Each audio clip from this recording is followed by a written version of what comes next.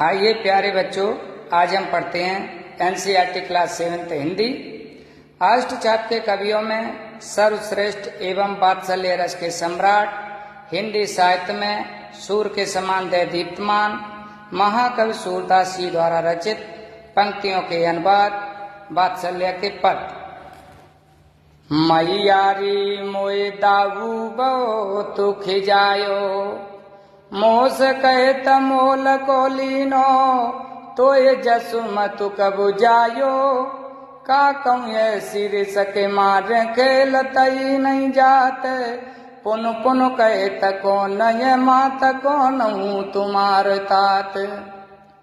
भगवान कृष्ण कन्हैया माँ यशोदा से कहते हैं, मैया मुझे बलदाऊ बहुत खिजाता है, बहुत चिढ़ाता है।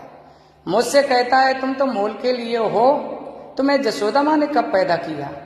का कहूँ ऐसी रह सके मारे, हे मैया इतना क्रोध आता है कि मैं उसके साथ खेलने के लिए कभी न जाऊं। पुन पुन माँ ने बार बार यही कहता है, कौन तुम्हारी माँ है, कौन तुम्हारे पिता हैं। और कहता है मैया के गोरे नंदू बाबा यशोदा गोरी, तुम कत श्याम शरीर, तारी दे दे हसत ग्वालिनी, सब सीख दे तु बलवीर, यहाँ सब सीख दे तु बलवीर। तुम मोई कुमार नसी जय, बलदाऊ पे कबहू न खीजय। मोहन मुख की सकिए बातें, जसोदा माँ सुनई सुनु रीजय। सुनऊ श्याम मोए गोवर्धन की, सुनऊ श्याम बलभद्र चबाई जनुमत की धूत, और सुनऊ श्याम मोए गोवर्धन की, सुमाथा तू मेराई पूत। भगवान कृष्ण कन्हैया कहते हैं, मैया कहता है बलदाऊ के गोरे नंद बाबा हैं, माँ यशोदा भी गोरी हैं, तुम्हारा जो श्यामला शरीर अलग क्यों है। और मैया ये बात जब ग्वाल वालों में कहता है तो बलदाऊ और उसके सखा ग्वाला सभी तारी दे दे करके हंसने लगते हैं। और मैया तुम मोई को मारने के लिए, तुम मोई को मार न सीजे, तुम मुझे ही मारने के लिए सीधी हो जाती है, बलदाऊ पे कभी नहीं खींचती है, कभी नहीं चिढ़ती है। तुम मोई को मार न सीजे, बलदाऊ पे कबू नहीं खींचे। और मोहन मुख की रिसकी ये बातें भगवान श्री कृष्ण कन्हैया के मुखारविंद से ये बातें जसोदा माँ सुनती है तो मन ही मन में उसका हृदय प्रफुल्लित होता है और कहता है, लकाना तू मेरा ही लाला है, श्याम तू मेरा ही लाला है। बलभद्र मत बलदाऊ तो जन्म का धूत है, चुगल है और दुष्ट है। मैं 100 बार सौगंध खा के कहती हूँ गोवर्धन की तू मेरा ही पूत है। भगवान कृष्ण कन्हैया कहने लगे, मैया अगर मैं तेरा पूत हूं, मैया मुझे माखन अच्छा लगता है। क्या कहने लगे, मैयारी मोए माखन भावे, जो मेवा पकवान कहे तू मोए नहीं रुचवावे। मैया मुझे तो माखन अच्छा लगता है, जो मेवा पकवान कहती है, लड्डू बर्फी, मुझे इनमें कोई रुचि नहीं है, इन सभी में मुझे अरुचि पैदा होती है। मैया मुझे तो माखन अच्छा लगता है।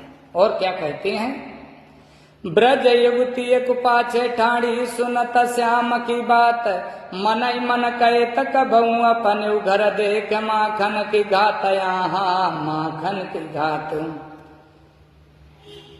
बैठ जाऊं मतनिया के ढंग, तब मैं रहूं चपानी, सूरदास प्रभु अंतर जामी, ग्वालिन मन की जानी।